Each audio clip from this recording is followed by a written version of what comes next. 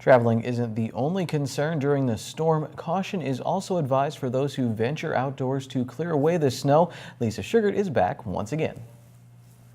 Well, with the amount of snow that we have received, unfortunately, we want to get rid of it, so everybody's out there either plowing, shoveling, but there is advice for everyone so that we can stay safe while we're doing it. Dennis Gantz is Director of Marketing and Education for APTS, which is the American Patient Transport Systems Incorporated, right here in Hazleton.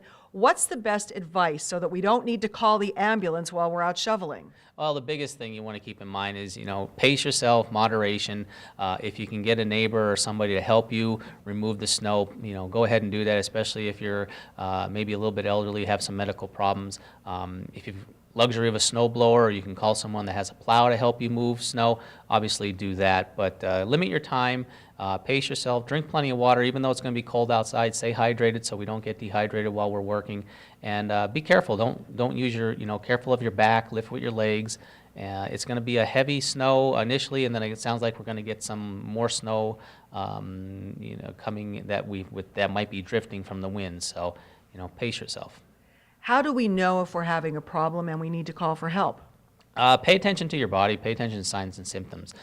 If you're starting to get very, very nauseated, perhaps you're having any kind of pain, as an example of cardiac episode might be happening, pain in the chest radiating to the back, shoulders, arms, maybe neck and jaw area, go inside, sit down, call for help, call a loved one, get us there to evaluate you.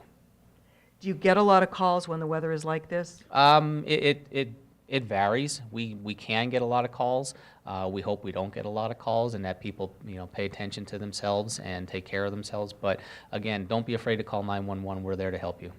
And we have to be dressed properly, like not out there shoveling without gloves on, so then we get frostbite. Right, yeah, you want to be careful with that. Again, exposed skin is susceptible to any kind of frostbite, so make sure you're clothed, cover that nose and your mouth up if you can, especially if you have any kind of breathing, COPD problems. That cold air is going to affect your breathing. And people should not wait. If they do think they're having any kind of a serious problem, they should call immediately for help. Yeah, definitely don't wait, because you never know how fast something's going to exacerbate, and you don't want to be in a position where you're not able to call. So call. All right. And for anybody heading out into the roadways and that, they need to be prepared in their car as well to make sure that they don't have any problems. Yeah, always, in something like this, if you absolutely have to be on the roadways and traveling, pack a blanket, extra clothes, maybe a little bit of food and something to drink. So in case you get stuck or you're stuck in traffic and stop for a while, you're prepared, you're able to stay warm, maybe stay hydrated, have a little bit of nourishment until help can get to you. All right, great advice if you do need to be outside in this snow. Otherwise, stay in while you can. As Dennis said, get help if you can, especially if you have any kind of pre-existing conditions already. We want everybody to stay safe during the storm because hopefully there is light at the end of the tunnel and we will see warm temperatures soon.